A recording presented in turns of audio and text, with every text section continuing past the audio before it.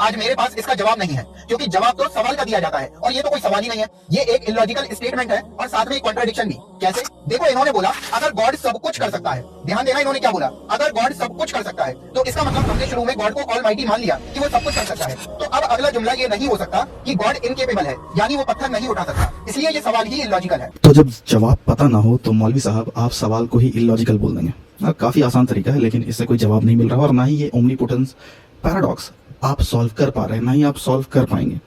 क्योंकि पैराडॉक्स का मतलब ही होता है कि जिस वर्ड से या जिस स्टेटमेंट से पैराडॉक्स क्रिएट हो रहा है उसका मतलब ये है कि वो स्टेटमेंट पॉसिबल नहीं है। दैट मीन्स अगर किसी चीज को अलमाइटी बोलने से ये प्रॉब्लम क्रिएट हो रहा है कि क्या वो एक पत्थर बना सकता है जिसे वो खुद ना उठा पाए, तो ये सेंटेंस इलॉजिकल नहीं है, बल्कि ये जो पोजीशन है दैट इज कॉल्ड अलमाइटी और ओमनीपोटेंस, वो इलॉजिकल है। इससे ये समझ में आता है कि अलमाइटी लॉजिकली पॉसिबल नहीं है। देखो, मैं इसको आपको एक आसान एग्जांपल से समझाता हूँ। अगर मैं आपसे कहूँ कि मुझे एक ऐसी लाइट जला के दिखाओ जो 100% अंधेरा करती हो, आप कहोगे मुझसे ये क्या बात हुई भाई, कहीं पागल तो नहीं हो गए? लाइट की डेफिनेशन ही उजाला करना है, अंधेरा करने वाली लाइट कोई चीज होती ही नहीं है। अगर आप ऐसी लाइट नहीं बना सकते तो इसका मतलब ये नहीं कि आप वीक हो, इसका मतलब ये है कि मेरा सवाल ही इलॉजिकल है। तो काफी वाहियात एग्जांपल एज एक्सपेक्टेड। देखें, लाइट ओमनीपोटेंस का दावा नहीं ठोक रहा है। आप जो कर रहे हो उसे बोलते हैं फॉल्स इक्विवेलेंस फैलेसी। आप दो गलत चीजों को कंपेयर कर रहे हो। ओमनीपोटेंस का लिटरल मीनिंग है सब कुछ कर लेना। लाइट ऐसा कोई क्लेम कर ही नहीं रहा है। लाइट सिर्फ लाइट दे सकता है। अगर लाइट ऐसा क्लेम कर रहा होता कि मैं सब कुछ कर सकता हूं तो फिर ये एग्जांपल वैलिड होता, लेकिन लाइट ने ऐसा कोई क्लेम नहीं किया है और ना ही कोई लाइट के बारे में ऐसा क्लेम करता है। आपको मैं एक और एग्जांपल देता हूँ। जैसे कोई एक सर्कल शेप को देखकर ये बोले क्या ये ट्रायंगल बन सकता है? बिल्कुल नहीं। जब आपने सेंटेंस के पहले फ्रेज में शेप को सर्कल मान लिया तो अब आपका अगला फ्रेज ट्रायंगल से रिलेटेड नहीं हो सकता।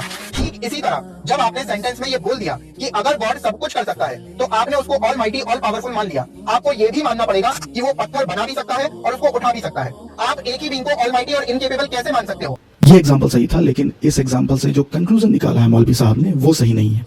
अब देखें, अगर आप बोलो सर्कल ट्राइंगल, इसका मतलब ये कि ये शेप लॉजिकली इम्पॉसिबल है। वैसे ही जब आप अलमाइटी बोलते हो तो ये पोजीशन लॉजिकली इम्पॉसिबल है।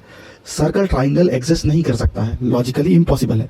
वैसे ही अलमाइटी ये पोजीशन एग्जिस्ट नहीं कर सकता है। Omnipotence is not logically possible.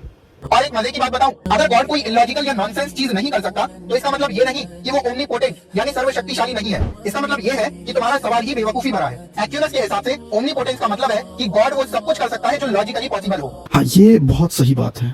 जब आप ओमनीपोटेंस को रीडिफाइन कर देते हैं कि ओमनीपोटेंस का मतलब ये नहीं है कि कुछ भी कर लो, ओमनीपोटेंस का मतलब ये है कि सिर्फ वो कर पाना जो लॉजिकली पॉसिबल है।